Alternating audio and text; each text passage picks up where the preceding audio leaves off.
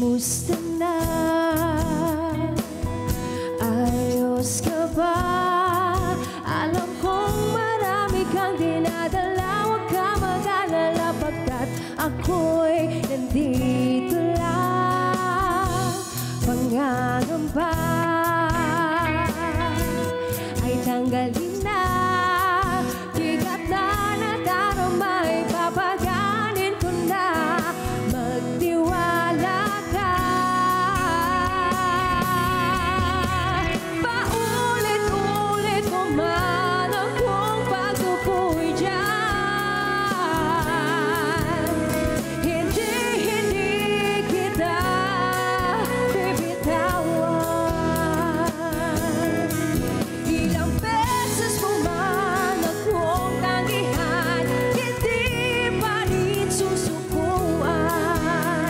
Pag-ibig ko sa'yo'y walang hanggan.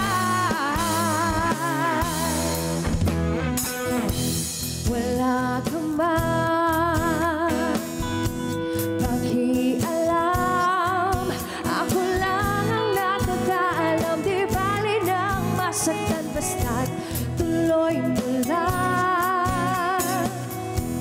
Puso ko man ay luhaan, ayos lang basta mahalan ka. Makita ko na okay ka, ako'y masaya na. Paulit-ulit mo man akong pagtupuyan. Hindi kita bibitawan. Ilang beses mo man akong tanggihan, hindi pa rin susukuan. Pag-ibig ko sa'yo'y walang hanggan.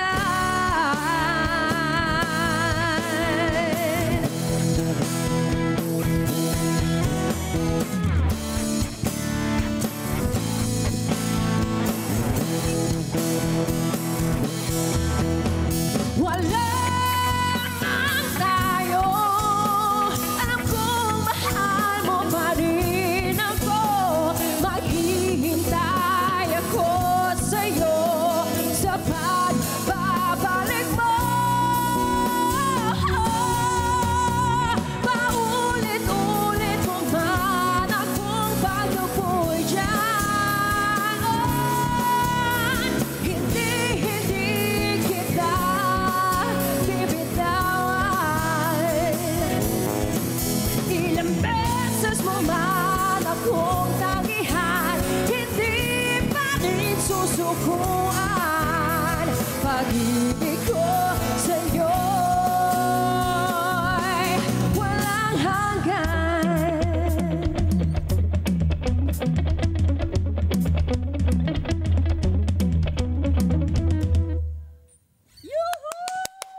Joanna Band! Thank you, no, thank you.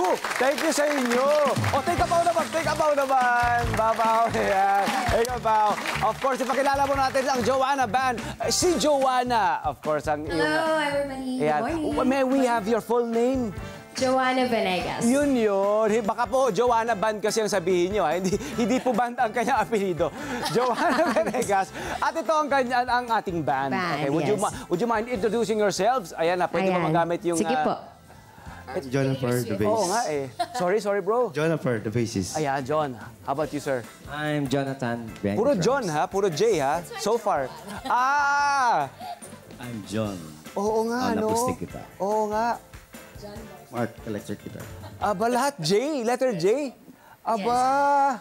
So, Joanna, Jonathan, so like Joanna. Nasaan? Sa akin na lang po. Oh. Pero actually, Joanna represents the whole group. The whole. Kasi nga, puro Joanne. Ano? Ang galing.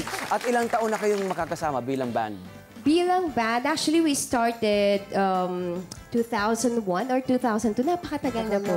So mga Tagal 5 years old lang kayo noon? Hindi po. Hopefully. Ay, sana. Di ba? I hope, ganyan ganyan. pa lang kami noon. Hindi, pero po, nag-abroad kasi kami ng matagal talaga. So for so many years, parang 13 years po yata. Then the pandemic happened. Umuwi kami dito ng Pilipinas. Kaya I decided na tawagan ulit sila. Sabi ko, kasi nung nag-China kami, iba-ibang group kami eh. Oo. So hindi kami magkasama. Usually gano'n naman, di ba? Yung Opo. iba-ibang mga banda, iba-ibang mga sessionista yan. Tapos Yes. magkasama-sama kayo, magko-collab muna kayo, session kayo, jamming. Yes Tapos po. you'll hit it off. Yes. So nung nag-livestream po kasi ako solo sa Facebook ko before. And then I realized ako parang kulang. Parang ang lungkot mag-isa. So I called them one by one. Sabi ko, buuin ulit natin itong banda hanggang sa andito na kami ulit. Kasi nung time na yon, pandemic. So walang mga racket outside. Oo, yun. Lagi lang nasa bahay, live stream lang kami. So yun po yung ginagawa sa and then after that, unti-unti na nagkakaroon ng mga events outside. Nakakakuha kami ng mga racket. Yun na yun. Ayun. Until na, we met Sir Alan de Guzman of ADG Musics. So siya po yung dahilan kung bakit kami nag-recording. Oo, at ito na, congratulations sa inyo kasi mayroon na kayong mga original na mga Yes, na sir. material, di ba? Mayroon na kayo sariling brand of music. And would you mind telling us kung ano ba itong iyong huling inawit, yung original na tinugtog nyo? That's wala. Wala yung title. Wala. Wala lang. Wala lang. Wala Eh, pero kayong etas, maisip wala. na title. Oo, maraming ibig sabihin itong wala. Maraming ibig sabihin, Oo. exactly. So, but actually, yung ibig sabihin nun is about, Oo. paato sa paso.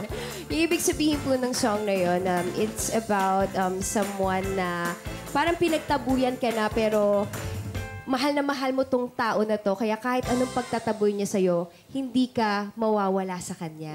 Kumbaga, mamahalin mo pa rin siya hanggang dulo. Ito ba yung hugot ni John? Hugot pa ito nila? Ni Parang may John? hugot. Hugot mo ba ito, bro? Hugot Baka- nila pong lahat. Hugot nyo lahat? Ikaw lang pala, okay, steady ka lang, ano? Sila pala maraming hugot, ano? Taga-sulat lang ako. Anong nararamdaman mo? At sulat ko.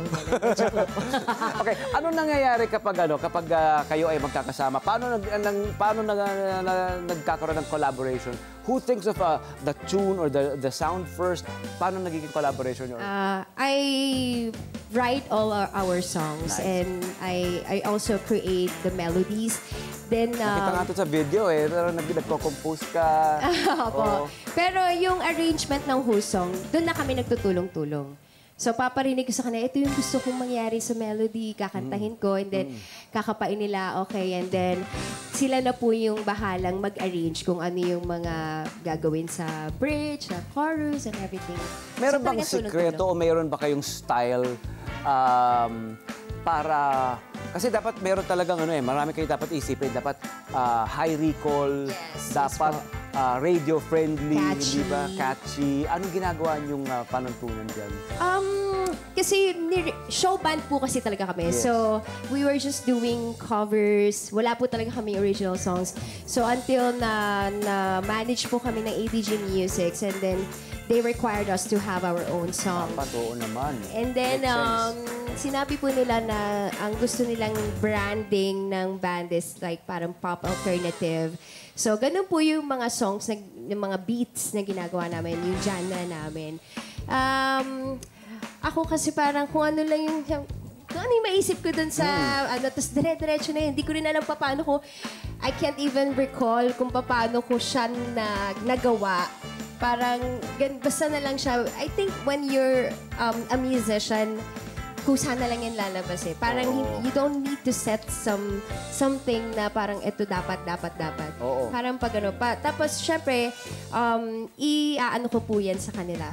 Kumbaga, tatanong ko, okay ba sa inyo to? Okay ba to? Mali ba ako? Or ano, kung may mali or mga dapat baguhin, then doon na nag-ano yung mga ideas. So talagang it nagbabatuhan. takes a village, it takes a band, di ba? Yes Whole po. band Yes. para makagawa ng original na musikang Yes. gustong magugustuhan ng lahat, ano? Nung una po, kala ko sobrang hirap. Pero, it comes out Oo, naturally. because you're all artists naman Yes eh. po. Oo. Saan ba kayo madalas tumugtog? Ano bang ang tunog nyo? Yun, ang magandang tanong gusto malaman ng mga tao. Anong genre nyo? Ayun po, pop alternative. Pop alternative. OPM talaga. Mostly mga Tagalog songs. Yun yung pinaprioritize namin. Kasi yun po yung talagang, ano ngayon, trend ngayon eh. Lalo na yung mga hugot. hugot songs. Yan ang mga madalas na nagva-viral. So, we're trying, pero of course, haluan pa rin natin ng mga masasayang songs. Hindi naman lahat broken heart. Oo naman, para lahat makarelate, di ba? Yes. Oo, Hi! Sa mga profile, mga Kanet 25. This is Love a New Verbo. For more love, Tunipet, and Ara song updates, just click the subscribe button and follow us on our Net25 social media pages at Net25 TV and Net25 Entertainment Facebook. See ya. I love ya.